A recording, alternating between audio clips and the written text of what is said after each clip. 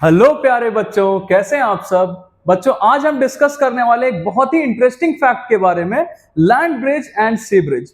आपने ये जरूर पढ़ा होगा कि लैंड ब्रिज सी ब्रिज होता क्या है, लेकिन शायद आपको ये नहीं पता हो कि ये होता किस वजह से, इसके पीछे रीजन क्या है ना। तो आज हम इसके बारे में जानेंगे, जिसके वजह से लैंड ब्रिज और सी ब्रिज के वजह से जो हमारे कोई भी समुद्री जो कोस्टल रीजन्स होते हैं वो काफी मॉडरेट रहता है। वहां का क्लाइमेट मतलब ना बहुत ज्यादा गर्म होता है ना बहुत ज्यादा ठंडा होता है। तो आइए इसका रीजन समझते हैं बच्चों।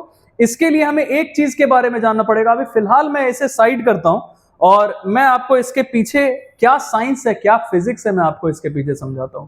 देखिए, दो चीज हमें इसमें समझना पड़ेगा कि जो हमारा वाटर है और सैंड है, ये जमीन पे, लैंड पे क्या रहता है, बालू सैंड रहता है, और ऑब्वियसली सी में क्या है, वाटर। तो हमें दो चीजों के बारे में समझना पड़ेगा कि स्पेसिफिक हीट कैपेसिटी जो वाटर का होता है, मैं एक बार ये चीज पूरा लिख देता हूं फिर आपको समझा दूंगा। स्पेसिफिक हीट कैपेसिटी जो वाटर का होता है दैट इज 4200 जूल पर केजी पर केल्विन, है ना। 4200 जूल पर केजी पर केल्विन। थोड़ा सा इसका फॉन्ट देखिए, स्पेसिफिक हीट कैपेसिटी वाटर का कितना है, मैं थोड़ा इसको बोल्ड कर देता हूं, दैट इज 4200 जूल पर केजी पर केल्विन। और इसी की जगह स्पेसिफिक हीट कैपेसिटी जो सैंड का होता है वो होता है सिर्फ 830 जूल पर केजी पर केल्विन, है ना। अब ये स्पेसिफिक हीट कैपेसिटी है क्या, मैं जरा आपको समझा दूं। अगर हमारे पास 1 केजी सैंड है तो उसका टेम्परेचर अगर सिर्फ 1 केल्विन या सिर्फ 1 डिग्री सेल्सियस से बढ़ाना है तो उसको कितना हीट एनर्जी चाहिए होगा, 830 जूल, है ना। उसकी जगह पे अगर हम वाटर लेते हैं, वाटर सिर्फ अगर हमारे पास 1 केजी है और 1 केजी वाटर का टेम्परेचर अगर 1 केजी से बढ़ाना है तो हमें 4200 जूल ऑफ हीट एनर्जी उसे देना पड़ता है। तो यही डिफरेंस है बच्चों दोनों के बीच में। आपको दिख रहा होगा कि वाटर का specific heat capacity it is almost 5 times the specific heat capacity of sand.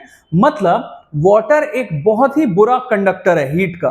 उसको टेम्परेचर 1 केल्विन का बढ़ाना है तो देखिए बहुत ज्यादा हीट चाहिए, और उसी के कंपैरिजन में सैंड बहुत कम हीट एनर्जी इसको चाहिए, 1/5। देखिए, इसको सिर्फ 830 और इसको कहां 4200 चाहिए। तो ये जल्दी से हीट एनर्जी थोड़ा बहुत लेके और अपना टेम्परेचर बढ़ा लेता है ना। तो sand is a good conductor of heat और वाटर जो है वो बैड कंडक्टर ऑफ हीट होता है। और इसी की वजह से बच्चों देखिए क्या होता है कि दिन के टाइम में, देखिए दिन के टाइम में क्या होगा। अब दिन का टाइम है, जरा इस वाले पार्ट को मैं हटा देता हूं फिलहाल। दिन का टाइम है तो दिन के टाइम में क्या होगा, अभी हमारा जो लैंड है जिसपे बालू है, सैंड है ना, वो फटाफट गर्म हो जाएगा क्योंकि दिन के टाइम में इसको हीट एनर्जी मिल रहा है सनलाइट से। तो सिर्फ 1 केजी, आपको यहां पे मैंने वैल्यू लिख के दिखा था, एक बार फिर से लिख देता हूं। सैंड के लिए हमारा स्पेसिफिक हीट कैपेसिटी 830 जूल पर केजी पर केल्विन है। तो 1 केजी सैंड को 830 जूल ऑफ हीट एनर्जी चाहिए अपना टेम्परेचर 1 केल्विन से बढ़ाने के लिए। और उसी की जगह पे ये जो वाटर है, जो सी में हमें पानी दिख रहा है, उसका स्पेसिफिक हीट कैपेसिटी कितना है, 4200 जूल पर केजी पर केल्विन।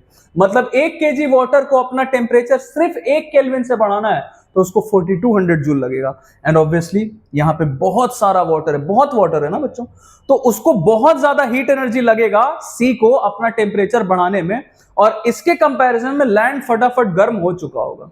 इसके वजह से क्या होता है, दिन के टाइम में ये लैंड जो है हमारा गर्म हो चुका है और इसके ऊपर का जो एयर रहता है ना वो गर्म होता है और एक्सपैंड कर जाता है, जिसके वजह से उसका डेंसिटी कम होता है एयर का, and the air rises up.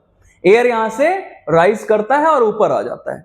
वही चीज यहां क्या हुआ, देखिए वाटर अभी ज्यादा गर्म नहीं हुआ है, सैंड के कंपैरिजन में अभी वाटर उतना गर्म नहीं है। तो इसके ऊपर का जो वाटर रहेगा वो, इसका डेंसिटी अभी कम नहीं हुआ है, इसका डेंसिटी कम हो गया सैंड के ऊपर का, ये ऊपर उठ गया। और जबकि यहाँ का डेंसिटी ऑफ वाटर जो है वो ज्यादा है, डेंसिटी ऑफ एयर जो है वाटर के ऊपर वो ज्यादा है। और ये क्या करता है, ये यहां से मूव करके आता है कहां, इसको रिप्लेस करने। जो एयर यहां से फ्लोट करके राइज करके ऊपर आ गया था उसको रिप्लेस कौन करता है, ये वाला एयर जो कि वाटर के ऊपर था, क्योंकि इसका डेंसिटी ज्यादा है, ये यहां से मूव करके इधर आता है। तो obviously this air is cooler. ये वाला एयर जो यहाँ का गर्म था ये ऊपर चला गया और यहाँ पे जो एयर था वो कूलर है, क्योंकि वाटर अभी उतना गर्म नहीं हुआ है, उसको बहुत सारा हीट एनर्जी चाहिए उतना गर्म होने के लिए जितना सैंड हो चुका है ऑलरेडी। तो यहां से ये फ्लो करके मूव करके एयर आता है यहां से यहां इसको रिप्लेस करने, जिसे हम बच्चों बोलते हैं सी ब्रिज। ये दिन के टाइम पे होता है और इसका जस्ट उल्टा होता है लैंड ब्रिज, जो रात के टाइम में होता है। अब लैंड ब्रिज में क्या होगा जरा सोचिए, रात का टाइम हुआ तो सैंड फटाफट इतना हीट एनर्जी लूज करके, अब जरा सोचिए अगर 1 केजी सैंड हमारे पास है और इसका टेम्परेचर सिर्फ 1 केल्विन से या 1 डिग्री सेल्सियस से कम करना है, तो इसको कितना हीट एनर्जी रिलीज करना पड़ेगा, लूज करना पड़ेगा, सिर्फ 830 जूल। और उसी की जगह अगर वाटर है 1 केजी और उसको अपना टेम्परेचर 1 केल्विन से कम करना है, तो इतना हीट एनर्जी लूज करना पड़ेगा 4200 जूल, जिसके वजह से रात के टाइम में सैंड फटाफट ठंडा हो जाता है और ये जो वाटर है, जो सी है, ये अभी उतना ठंडा नहीं हुआ है। अब जरा सोचिए, ये सैंड हमारा ठंडा हो चुका है और इसके ऊपर का जो एयर रहेगा वो भी ठंडा है, लेकिन सी अभी हमारा ठंडा नहीं हुआ है, जिसके ऊपर का एयर क्या रहेगा, उसका डेंसिटी कम रहेगा। तो वही चीज फिर से वापस यहां होगा, इसका डेंसिटी कम है तो ये यहां से ऊपर उठेगा और इसको रिप्लेस कौन करेगा, ये वाला एयर, जो लैंड के ऊपर, जो बालू के ऊपर जो एयर था वो ठंडा हो चुका है, तो वो इसको रिप्लेस करेगा, जो कूलर एयर है ये रिप्लेस कर देगा इसको। तो ये चीज चलता रहता है बच्चों, लैंड ब्रिज और सी ब्रिज का जो रीजन है इसके पीछे का, ये मैंने आपको बता दिया। एंड आई होप कि आपको ये समझ में आया, अच्छा लगा हो। अगर ऐसा है तो please do like our channel and subscribe our